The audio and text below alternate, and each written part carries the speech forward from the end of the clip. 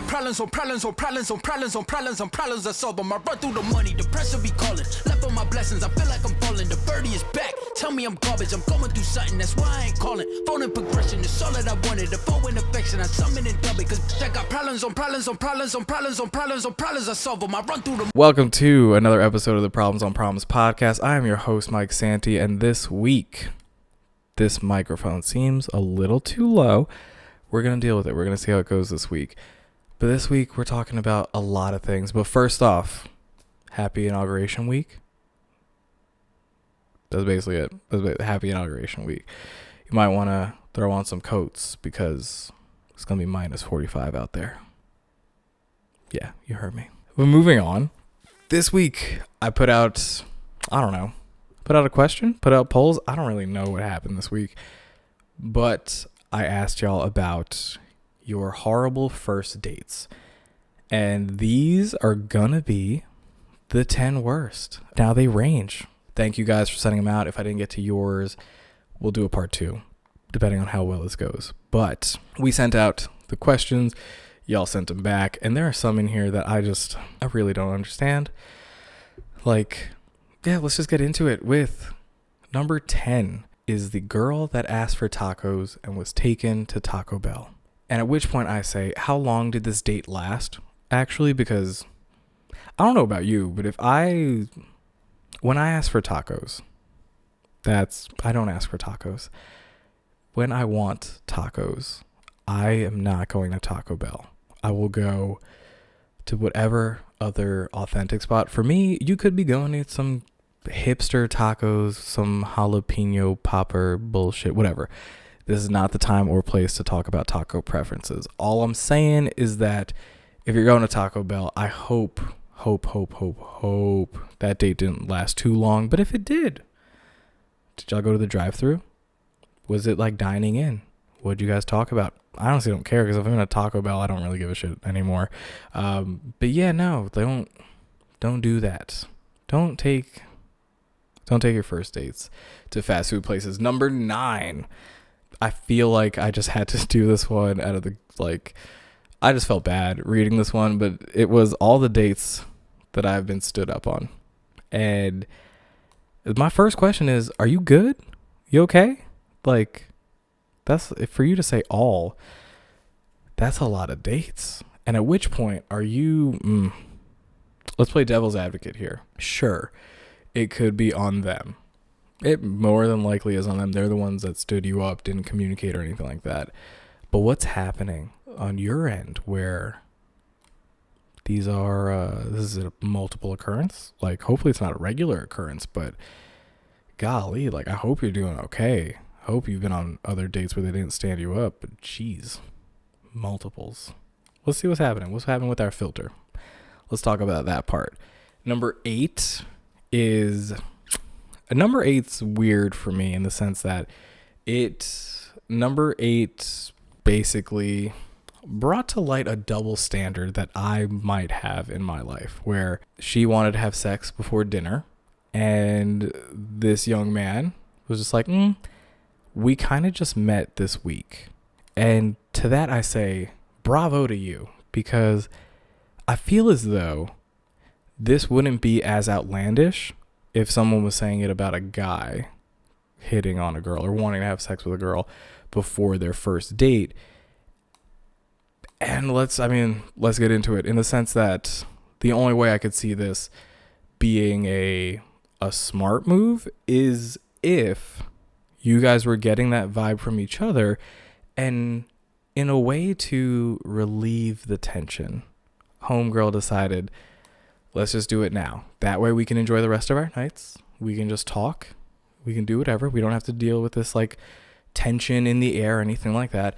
But that's a lot of vibing and body language to pick up on before dinner, especially if y'all had just met that week. So to that I say, bravo to her for being formal, but also, maybe it'll be not formal. Bravo to her for being bold. But maybe let's not be that bold. Let's wait until after the first date. Let's at least maybe. Who knows? You know what? Live your life.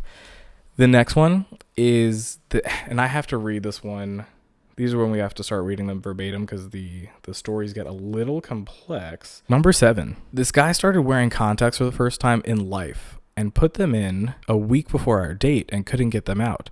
So I proceeded to take out these contacts, week-old contacts, mind you, in the middle of a brewery. To which I say, thank you for being such a great first date and such a helpful one, but also, people, what are we doing? If this is going to be a first date, like, I know you want to be genuine, I know you want to do all this stuff, but like, what are we, don't change stuff up before a date. Like, be you. Don't be like, now's the time that I start wearing contacts. Oh wait, I don't know how to take them out. And also, this is coming from someone who has no idea how contacts work. Don't you have to like switch them out every day before they dry up? Like, was man's in pain? How did you get these out? Like, you're a saint for that. But moving on to number 6. Number 6 is pretty easy in the sense that there are those rules that say you don't talk about religion, politics, and a third thing that I never remember because I don't care. But I also don't talk about those things because they're kind of private. Like, it's weird to talk about on the first date. And this woman bashed all Christians and conservatives for God knows how long. That's punny. Good job, Mike. Without knowing that my guy on the date was a Christian and a conservative, which I will say there's nothing wrong with that. Believe what you believe. If you are conservative in nature, that's not too bad. If you identify as a Christian, that's also not a bad thing. You could identify as anything, really. But yeah, maybe if she had some self-awareness, we wouldn't be in this situation right now. But also, at least you found out on the first date and not like a couple dates in where you're like, I'm in too deep and now I gotta like talk to this woman for too long. Number 4 is just weird because I have like the least amount of information on this, is that during this first date, he mentioned to a woman, or to the woman that he was on a date with, that he thinks his ex-girlfriend had been poisoning him throughout their relationship. I have the most questions about this one, really, because, and if you'd love to, like, if this is yours, if you're seeing this now and you want to elaborate on any of these, please slide on into the DMs. Let me hear the details, because what possesses you to bring that up on a first date? Like, and on top of that, how did you know that you were being poisoned? Like, did you take a test or something like that? Did you fall ill and the only thing you can come up with is that she poisoned you? How does one find out that they're being poisoned? And what was she poisoning you with? Like, that's the part. I know the person that told me the story doesn't actually know, might not know all the answers, but if you do know the answers, please let me know. I really want to know, like, is man still alive? Like, do we need to put out a party? Search party? That's what we need to put out a party, because he's alive. Do we need a search party or anything like that? Because that is insane. Which brings us to the top 3. The top three are concerning for a bunch of different reasons, and you'll see why. With number 3 being what I would call someone that's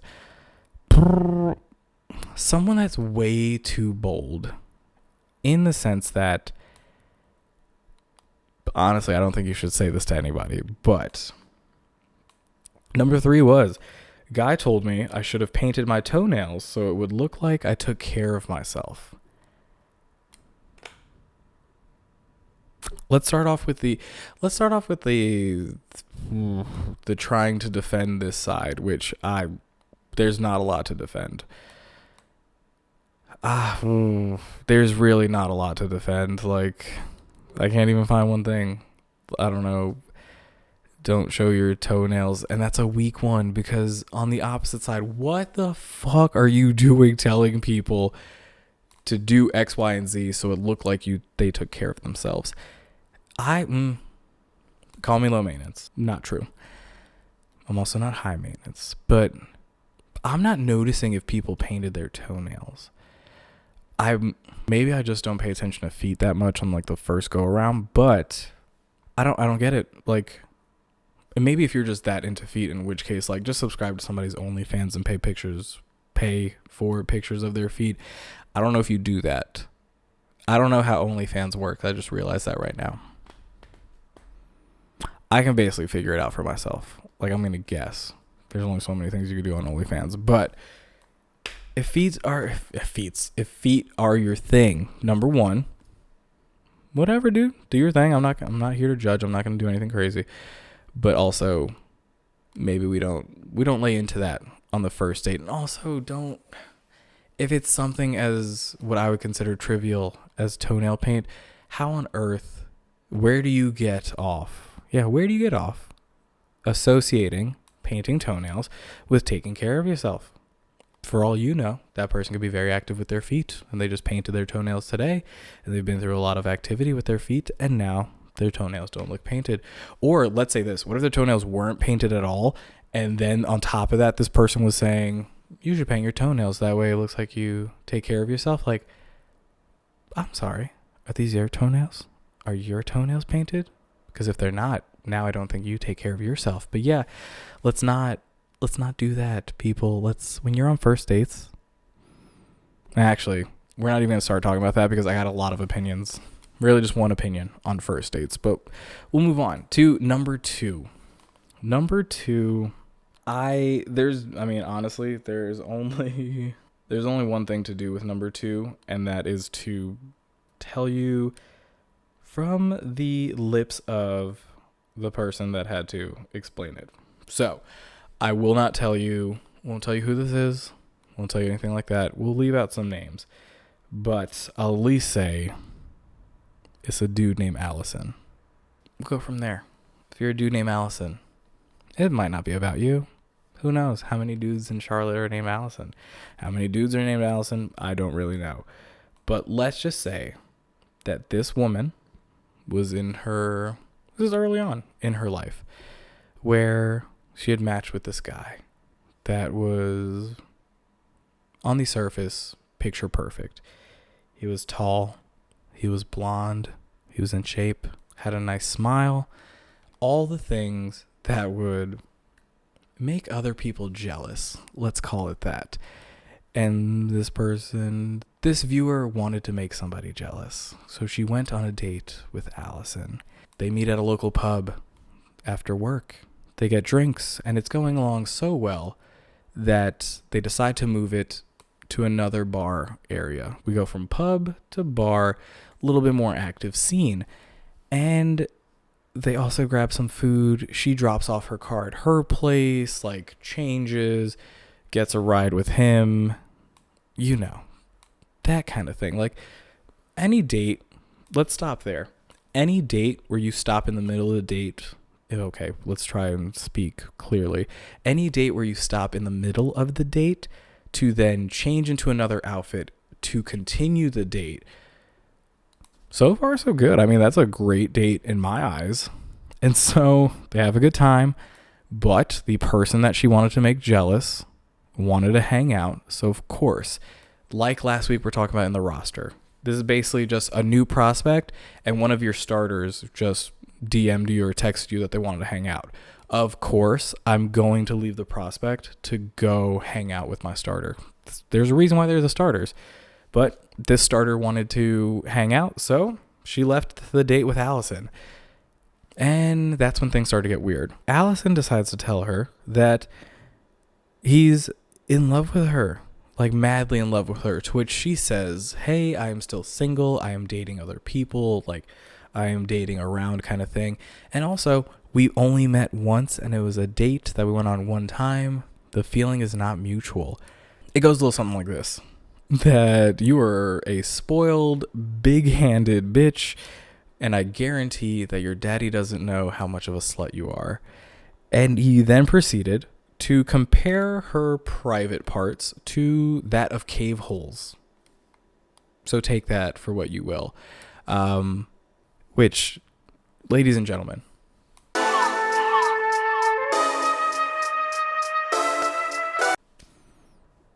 I didn't know this was still a thing, but let's talk about this. Don't be. don't drunk text people. Don't do that shit. Like, we're adults now. At a certain point in time, you just have to understand that it's not okay to drunkenly send dumb shit to other people because they didn't sign up for it. They don't want any of that dumb shit. Like, that's literally what it is. So get over that. Be adults. Stop drunk texting. But it didn't stop there, because the next day, when I guess Allison was sober, he was very apologetic, very embarrassed, blah, blah, blah. And then he gets drunk again that same night and goes on to more or less say more of the same shit, where at this point in time, she's got atomic bomb holes or atomic bomb craters for lady parts. And to that I say, don't do that shit. Like, why are you telling people this stuff? Like, I don't care what you think about people, especially their parts. They're not your parts. Buzz off. Also, you got rejected and you got your feelings hurt. Move on, dude. Don't be a fucking serial killer psychopath where you got hurt just because you fell in love with the first girl that gave you some attention. And when she doesn't love you back, now all women are bad. Like, you're giving us a bad name. Listen, putting y'all on notice. Overly sensitive, nice guys that act nice and then become some fucking monster when you get rejected, politely and respectfully go fuck yourself. Like, just do better. Which brings us down to number one, which, now listen, number one is not nearly as dramatic, but it's equally as fucked up. This viewer having a tough day at work, rough day at work, and communicating with this person before their date that she was having a rough day. And you know, I don't know about you guys, but there's a couple things that go into, if you're a woman, I've seen y'all get ready. Even those that don't use that much makeup, I've seen y'all get ready. And it is a difficult feat. And so to do all that, to get your hair ready, to get your makeup ready, all that stuff, to tell somebody you've had a tough day at work, what you're not going to expect is what I'm about to show you in this video. So have a look. Come on in, all right.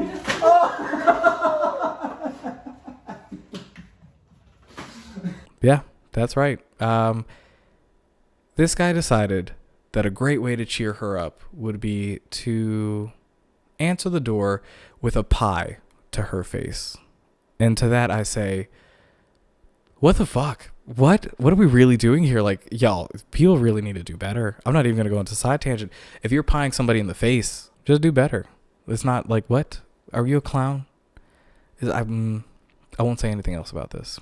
Story's still continuing. But what the fuck, guys? Like, this is why I don't date. Like, all these stories are exactly why I don't date. But we'll take a quick break. We'll get into some debates, and then I'll tell you guys really what I think about first dates. P.O.P. And we're back. It's just a meme at this point. We might as well just keep it going. But let's start it off with the great debate. Last week, we had talked about rosters, and I asked y'all, is there an advantage to having a roster? 67% of you said yes. I'm not that good at math. I'm going to guess, what is it, 23%? 23% of you did not agree. That number seems wrong. 33% of you did not agree. And to those that didn't agree, I'm going to put this out there. You are entitled to your own opinion. Everyone's entitled to their own opinion. You might think dating's a little bit different. I just want to know why you don't think there's an advantage. Were you on a roster and didn't get a starting spot? Did you have a roster and it blew up in your face? Or whatever other things that would lead you to, maybe you just don't like people dating multiple people at once. Like, that's also a thing too. But let me know. Let me know why you guys think that. To the people that picked that it was advantageous to have a roster, y'all are out here in these streets. Don't tell me you have a roster and that you're not in these streets, because those two, they have to go hand in hand. All right, so think about that. This week, I will ask you, are traditional first dates overrated? I personally think, wow, it was a lot. I personally think that they are. Traditional in the sense that your first date as like, let's grab dinner, let's get some drinks, that kind of thing. I think that is highly overrated in the sense that it sets up, especially if it's like this nighttime setting, it sets up this weird dynamic for more or less unspoken expectations to be there. And that's the part that really just like bothers me about the idea of a traditional first date anyways. I am more, let's do this. Take more people on day dates. There's zero expectations on a day date. What are you going to do? Go back to your place and at the end of the afternoon and like think someone's going to get lucky? And in which case, kudos to you. I'm not saying that doesn't happen, but I'm saying during the day, if it's a coffee date even, both of you understand that you have other things to do that day and there isn't this unspoken tension or like awkwardness that's like, oh, do I go back with this person? Are they expecting me to go back with this person? It's very nonchalant. So I would say the more, now some of you will definitely disagree with me and that's okay. I would say the more casual the first date is, the better, because I feel like dinner first dates are very much like almost like an interview where it's like, hey, let me put my best foot forward, or like, let me put this image or this highlight reel of me out there for this person to absorb. And all we did was like talk over food, which is nice, but also there's way better things to do. Like, you know what? Do a coffee date and people watching, which might be, honestly, for me, when I like fake judge people, it might be one of my favorite things to do is just watch people and come up with crazy stories of strangers that I've never met. And sometimes I meet those strangers and those stories don't even match up, which is fine, which is totally cool. Do your thing. But yeah, like do things that, well, the part of a people watching date or a coffee and people watching date is that there's so little expectations, but then it also creates this dynamic of us versus everybody else, where there's almost a subconscious connection where it's like, oh, hey, we're doing this thing and we get to watch all these people go by, and it gives you a constant stream of content to talk about. Whereas if you're doing this whole old school, like sit across the table from each other face to face kind of thing, it's like, okay, your focus needs to be here the whole time, and it's going to be very noticeable if you're looking off anywhere else. So I'm like, honestly, people, create an environment that allows people to feel as though they can look off into the distance or think about answers and things like that without feeling you burning holes through their head just looking at them because you're being attentive and paying attention. So yes, I think traditional first dates are overrated, but let me know what you guys think. Let me know in the polls. Let me know in the comments. Do your thing. But with that, we move on to the last segment of the show, and that is your Friday follows. This week, mainly because I don't know how I've gone 24 episodes, the Kobe episode, without shouting out my man JD over at Glory Days Apparel. It was his birthday this week, so happy belated birthday. But also, Glory Days Apparel, doing bits, okay? I cannot, like I always say, I can't say enough good things about them, but it's because literally this is the, like, in my sense, this is like the entrepreneurial dream. Is that a real word? Who knows? It's a dream of an entrepreneur where started from the bottom, now he's here. He is a Charlotte staple when it comes to local clothing. I've had, well, number one, just a quick thing. If you've got the triple mascot hat, like snapback from Glory Days Apparel, if you still have one of those, please let me know. I lost mine tubing in a river. But basically, for those of you that don't know, and I might put a picture of it up here somewhere, it is the Charlotte Panthers, the Charlotte Hornets, and the minor league baseball team, the Charlotte Knights, all into one animal mascot thing on a hat. Like, I've got the crew neck sweater of it, but like that hat was bomb and I really miss it. So if you've got it, let me know. But otherwise, go follow Glory Days Apparel on Instagram at Glory Days Apparel. And the next one I have, they're opening this weekend, literally this weekend. This airs the 23rd. This airs the 22nd. They're opening the 23rd, but it is Grindhouse Studios. I know a few people that have physically been a part of building out the studio and the renovation and all that stuff, and like literally taking the office space that it was, breaking it down and building it from scratch into a state-of-the-art recording studio for multiple Charlotte creatives, musicians. Just look them up. But yeah, that is Grindhouse Studios. Go to their website. You could probably reserve or RSVP for a tour of the space during their grand opening.